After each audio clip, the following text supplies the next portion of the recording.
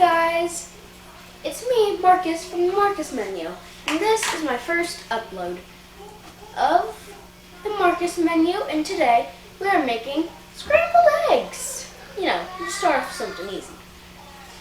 What we'll need today are 2 eggs, a bowl, 2 Rockin' Awesome forks, and then a plate, any size, and any type. And then you will need salt, minced onion, and then officially the last seasoning, ground black pepper. So, let's get started. First, what you want to do is get your vegetable oil. Sorry, I forgot to get that part out. So then, you take your pan and you spray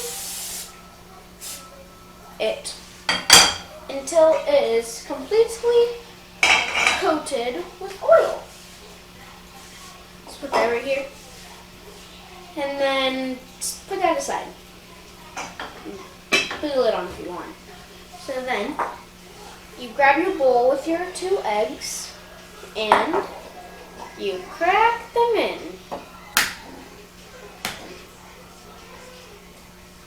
Then you stick your fingers in there and, just break open the eggs so you can get the yolks out.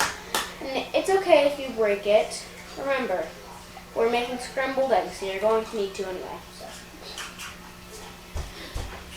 Give your eggs a very strong flavor. So make sure you do not put in too much. Then you just stir it until it's well coated and mixed. And then what you want to do is turn on your stove, the one that you're cooking on top of, and then let your pan heat up. If you want, you can stir your eggs a little bit more if you want to get, more mixed.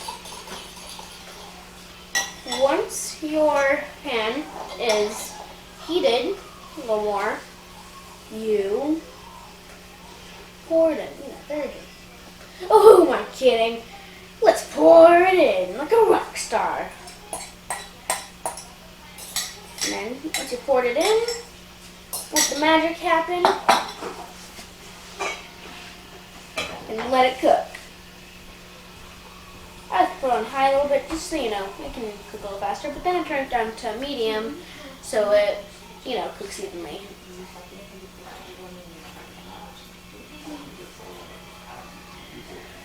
Oh, let's speed this up.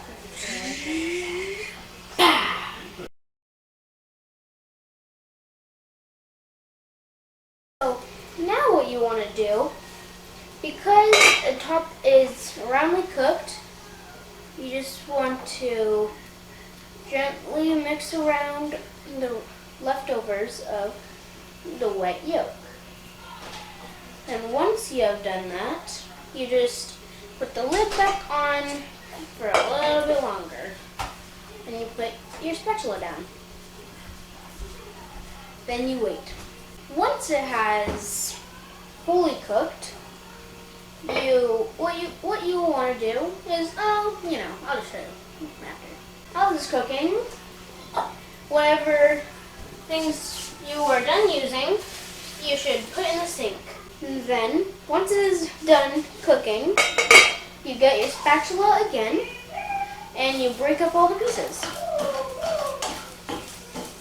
But make sure you turn it down to low. Or even just turn it off if you want. Well, these eggs are hard to break, that's for sure. And then, when they are done breaking, make sure you turn off your heat, and if you want, you can get out your cheese from your fridge or your pantry and sprinkle some on. just an optional step. So it is not a step that you have to do in order to make it. I like to put cheese on mine because, you know, it gives it a little boost of flavor. If you put on your cheese, you just put it up on your lid. Make sure your thing is off, your burner is off. And then you just let it sit for the cheese to melt. Then while your cheese is melting, you suck out, push out all the air that is in your cheese bag or box or whatever. And so, because the reason why you would want to do this when there's food in bags is because when you leave air, that creates bacteria growth. You do not want bacteria in your food. And so, you have gotten all the air out and sealed your bag. You roll it up and put it in the fridge.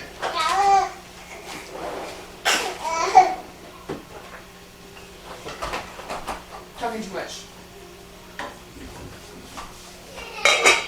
Your cheese is melted, and you grab your plate, scoop it in.